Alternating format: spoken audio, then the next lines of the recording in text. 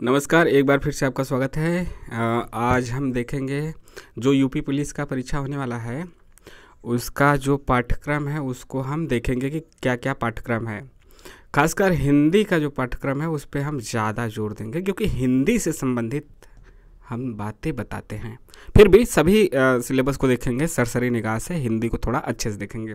सामान्य ज्ञान का देखते हैं क्या है। सामान्य विज्ञान आएगा, भारत का इतिहास, भारतीय संविधान, भारतीय अर्थव्यवस्था एवं संस्कृति, भारतीय कृषि, वाणिज्य एवं व्यापार, जनसंख्या, पर्यावरण और नगरीकरण, भारत का भूगोल तथा विश्व भूगोल, इसके अलावा भारत का भूगोल, विश्व का भूगोल और प्राकृतिक संसाधन, उत्तर प्रदेश की शिक्षा, संस्कृति और सामाजिक प्रथाओं के संबंध में विशिष्ट जानकारी, उत्तर प्रदेश में राजस्व, पुलिस व सामान्य प्रशासनिक व्यवस्था, मानवाधिकार, आंतरिक सुरक्षा, आतंकवाद से जुड़ा आएगा। भारत और उसके पड़ोसी देशों के बीच कैसा संबंध है। पड़ोसी देशों के बीच का मतलब कि वहाँ की चीज़ें भी आ सकती हैं, मतलब कि वहाँ के राष्ट्रपति, वहाँ के मुद्रा, वहाँ के प्रधानमंत्री, राष्ट्रीय तथा अंतर्राष्ट्रीय महत्व के समसामयिक विषय मतलब करंट अफेयर्स, अंतर्राष्ट्रीय और राष्ट्रीय तथा अंतर्राष्ट्रीय संगठनों के नाम है ना, संगठन बहुत से है ना, WHO, WTO, विमुद्रीकरण, उसका प्रभाव, विमुद्रीकरण और उसका प्रभाव क्या हुआ, मोनेटाइजेशन का, साइबर क्राइम से जुड़ा चीज़ें आएंगी, वस्तु और सेवा कर यानी GST, पुरस्कार और सम्मान यानी कि अवार्ड,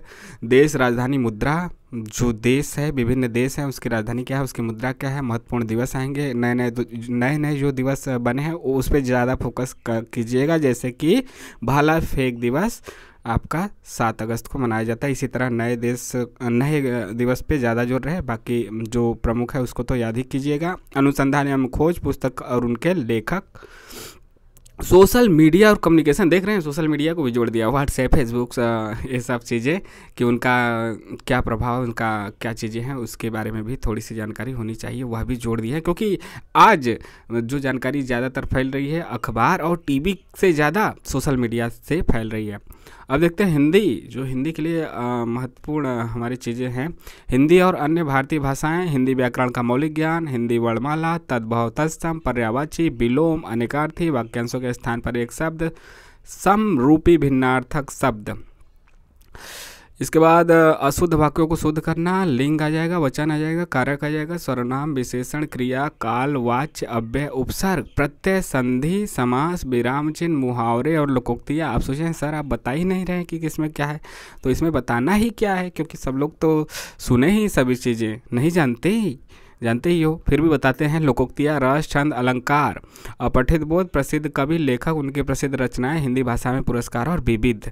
मतलब इसमें देखिए हिंदी और अन्य भारतीय भाषाएं, जो हिंदी भाषा है, उर्दू भाषा है, द्रविड़ भाषा है, राजस्थानी, गुजराती, मराठी, ये सब जो अन्य भारतीय भाषाएं हैं, चाहे आपका दक्षिण का हो, उत्तर का हो, और जो भारतीय संविधान में 22 भाषाएं हैं, हिंदी, पंजाबी, उर्दू, ये सब हिंदी, संस्कृत, उर्दू, राजस्थानी, गुजराती, मराठी, तमिल, तेलुगु, मलयालम, ये सब भाषाएं हैं, उनके बारे में पूछा जाएगा। और यह भी पूछा जाएगा कि इसकी उत्पत्ति कौन से हुई, उत्पत्ति कहाँ से हुई, आपकी पूर्वी हिंदी कौन है, पश्चिमी हिंदी के अंतर्गत कौन कौन आता है, ये सब चीज़ें पूछी जाएंगी।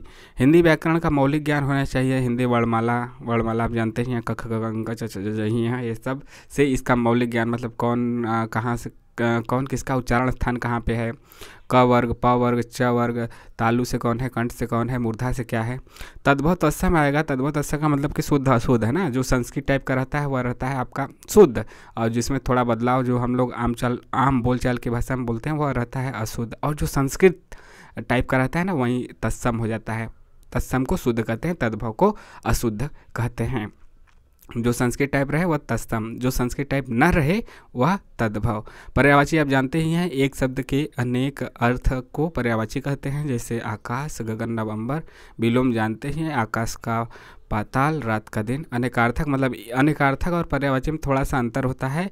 पर्यायवाची में आपका हुबहू अर्थ देखने को मिलता है, अनेकार्थक मतलब कि एक शब्द का घुमा के अर्थ उसका दूसरा रहेगा।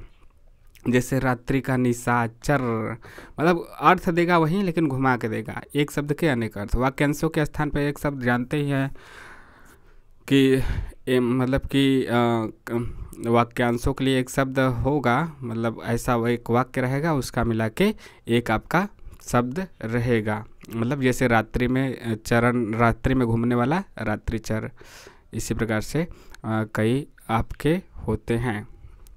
जिसे जीता ना जा सके, तो यह शब्द हो गया अजय। इसके बाद आपका आता है समरूपी भिन्नार्थक शब्द, मतलब एक ही जैसे दे देता है ना, रात, रात नहीं मतलब कि और कुछ दे दीजिए, जैसे दे देगा सुख, सुखी, मतलब मिलता जुलता भिन्नार्थक अर्थ। तो इसका दूसरा अर्थ होगा, इसका दूसरा अर्थ होगा, जो ऐसे दे देता है सुख, या फिर ए दे देगा सुख और ऊपर बड़का सा लिख देगा, एक तरफ छोटका सा, तो उसका अर्थ आपको बताना होगा। इसके बाद अशुद्ध वाक्य को शुद्ध करने वाली बात है कि अशुद्ध वाक्य को शुद्ध करना है, उसमें एक ही शब्द का दोहरा हो जाएगा, कोई वाक्य दे देगा, उसमें क्या गलत है, जैसे कि मैं घर जाता हूँ, मैं घर जाता है लिख देगा, तो वहाँ पे हूँ, मैं घर जाता हूँ ऐसा होना चाहिए, मैं घर जाता है, ये तो अशुद्ध है, तो कुछ ना कुछ उसमें गड़बड़ी आपको देखने को मिलेगी, तो उसको शुद्ध करना होगा। लिंग पूछेगा, मतलब पुल्लिंग स्त्रीलिंग, दो ही मुख्य लिंग है। उसके बाद आपका नपुंसक लिंग भी आ जाता है संस्कृत में, लेकिन हिंदी में तो आपका पुल्लिंग और स्त्रीलिंग ही पूछेगा कि कौन सा शब्द पुल्लिंग है, कौन स्त्रीलिंग है, दे देगा वचन। वचन पूछेगा, एक वचन, बहुवचन, हिंदी में दो ही वचन। कारक पूछेगा, कर्ता कारक कर्म कारक करण संपदान अपादान संबंध अधिकरण, इसमें से पूछ देगा कि कौन किसमें कौन सा कारक है। सर्वनाम आएगा आपका, सर्वनाम के प्रकार और सर्वनाम पहचानने के लिए जो संज्ञा के स्थान पे प्रयोग होते हैं वह सर्वनाम है, जैसे मैं, हम, तुम, वह, वे। विशेषण भी आपका आएगा, जो संज्ञा सर्वनाम की विशेषता बताते हैं उसे विशेषण कहते हैं। वह बहुत अच्छा है, अच्छा आपका गुड, जो अच्छा है, बुरा है, बढ़िया, खराब, ये सब जो चीज़ें जो विशेषता बताएं कि वह कैसा है, वह कैसी है, तो वह विशेषण हो गया। क्रिया आपका हो जाएगा, जो जैसे वह खाता है, वह पीता है, नहाना, खाना पीना, जाना, चलना, फिरना, घूमना, बोलना, गरियाना ये सब क्रिया है। काल हो जाएगा आपका वर्तमान काल, भूतकाल और भविष्य काल, फिर उसमें भी मुख्य तो यही है, फिर उसके अंदर भी कई उसके भाग हैं। वाच्य परिवर्तन आ जाएगा, कर्मवाच्य, कर्तृवाच्य, ये सब चीज़ें आपको पूछेगी कि इसमें कर्मवाच्य है या फिर कर्तृवाच्य है, कर्ता वाला है या फिर कर्म वाला है। अव्यय पूछेगा, अव्यय का मतलब कि वहीं हो जाता है जिसमें कि जिसका व्यय ना हो वह अव्यय है, उसको तोड़ा न जा सके तो वह अव्यय हो जाता है। अव्ययी भाव समास आपने देखा होगा, तो उसी प्रकार से अव्यय आप वहाँ से पहचान सकते हैं। अव्ययी भाव, अव्यय जो तोड़ा ना जा सके, मतलब कि वह हो गया बस, रूढ़ शब्द एक तरीके से जान सकते हैं। उपसर्ग, उपसर्ग की बात करते हैं तो उपसर्ग जो किसी भी शब्द के आगे लगाया जाता है, जैसे कि आपका हो जाएगा, क्या क्या हो जाएगा आपका, जैसे कि जैसे आपका हो गया काल क्रम, कोई भी शब्द हो गया, बहुत से शब्द आ जाते हैं, काल क्रम हो गया, तो इसमें काल आपका जो आगे लग गया वह आपका उपसर्ग हो गया।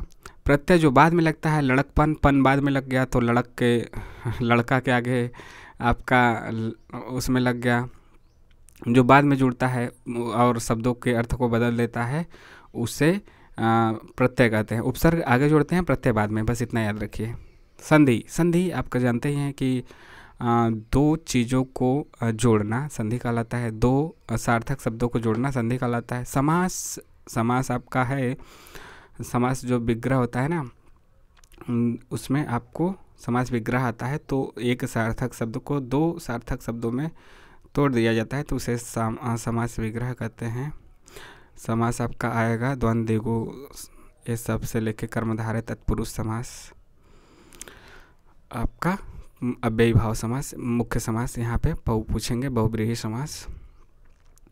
विराम चिन्ह, विराम चिन्हों को पहचानने के लिए आएगा, विराम चिन्ह कौन कौन से हैं, विराम चिन्हों में मतलब कौन पूर्ण विराम है, अर्ध विराम है, अल्प विराम है, या मतलब हंस पद है, ये सब कामा उमा वाला, कामा हो गया, अर्ध विराम हो गया, अल्प विराम हो गया, पूर्ण विराम हो गया, इन सब चीज़ों को पहचानने के लिए आएगा कौन कौन क्या है। मुहावरा और लोकोक्ति आएगा, जानते ही हैं मुहावरा और लोकोक्ति, ये सब चीज़ें। उसके बाद रस आएगा, रस आप जानते हैं, कल्प रस, हास्य रस। छंद, छंद आपका आएगा चौपाई, दोहा। अलंकार आएगा अनुप्रास, यमक, श्लेष इत्यादि। अपठित बोध आएगा, अपठित बोध का मतलब एक गद्यांश दे देगा, उसमें से फिर क्वेश्चन पूछेगा। प्रसिद्ध कवियों के नाम आएगा कि कौन सा कवि किस काल का है या फिर इसकी कौन सी रचना है। प्रसिद्ध कवि, लेखक और उनकी प्रसिद्ध रचनाएं। कवि आ जाएंगे, कवि कविता करने वाले, लेखक मतलब लेखक जो रचना करते हैं गद्य में, तो उनको खासकर लेखक कहा जाता है। तो एक ही लोग कवि और लेखक दोनों हो सकते हैं, तो वही चीज़ है। तो लेखक उनकी रचना, मतलब ज़्यादातर तो वही देगा ना कि इसके रचयिता कौन है, इसकी रचना किसने की, कवि और लेखक। कहानी, उपन्यास, निबंध, नाटक इत्यादि चीज़ों से पूछे जाएंगे।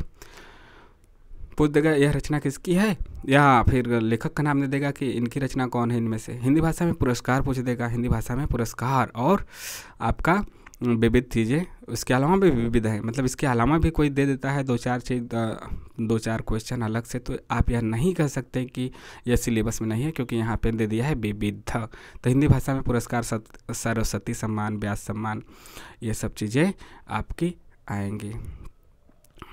इसके बाद संख्यात्मक मानसिक योग्यता, इसमें आप देख सकते हैं मैथ है, मेंटल एबिलिटी, न्यूमेरिकल एबिलिटी यहाँ पे है, हिंदी और इंग्लिश दोनों में दिया गया है। संख्या पद्धति है, सरलीकरण है, दशमलव भिन्न है, महत्तम समापर्थक, लघुत्तम समापर्थक, मसाला सा मतलब अनुपात, समानुपात, प्रतिशत है, परसेंटेज, लाभ हानि, प्रॉफिट लॉस, छूट, डिस्काउंट, साधारण ब्याज मतलब SI और CI, चक्रवृद्धि ब्याज, औसत है, भागीदारी भी आएगा, समय और कार्य आएगा, कुछ छोड़े नहीं है सब, समय और दूरी, समय और कार्य, सारणी और ग्राफ का प्रयोग, मेंसुरेशन भी आएगा, अंकगणित, संगणना व अन्य विश्लेषणात्मक कार्य भी आएंगे। मिसलेनियस फिर इसमें विविध है, इसके अलावा भी कोई दे देगा तो आप कोई उस पर उंगली नहीं उठा सकते हैं। तार्किक कार्य क्या आएगा आपका यहाँ पे मानसिक योग्यता में, संकेत संबंध आएगा, विश्लेषण आएगा, प्रत्यक्ष ज्ञान बोध आएगा, शब्द रचना परीक्षण, अक्षर ज्ञान श्रृंखला, शब्द और वर्णमाला में आंशिक समरूपता, व्यवहारिक ज्ञान परीक्षण, दिशा ज्ञान परीक्षण, आंकड़ों का तार्किक विश्लेषण,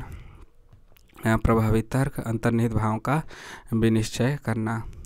मानसिक अभिरुचि, बुद्धि लब्धि और तार्किक क्षमता। मानसिक अभिरुचि में आपका आ जाएगा निम्नलिखित के प्रति दृष्टिकोण, जनहित, कानून एवं शांति व्यवस्था, सांप्रदायिक सद्भाव, अपराध नियंत्रण, विधि का शासन, अनुकूलन की क्षमता, सूचना बेसिक स्तर पे, व्यावसायिक आ जाएगा, पुलिस प्रणाली आ जाएगा, समकालीन पुलिस मुद्दे और कानून व्यवस्था, व्यवसाय के प्रति रुचि, मानसिक दृढ़ता, अल्पसंख्यकों एवं अल्प अधिकार वालों के प्रति संवेदनशीलता, लैंगिक संवेदनशीलता। बुद्धि लब्धि भी इसी प्रकार से है, आप देख सकते हैं बहुत ज़्यादा सिलेबस है, बुद्धि लब्धि को पढ़ ही देते हैं।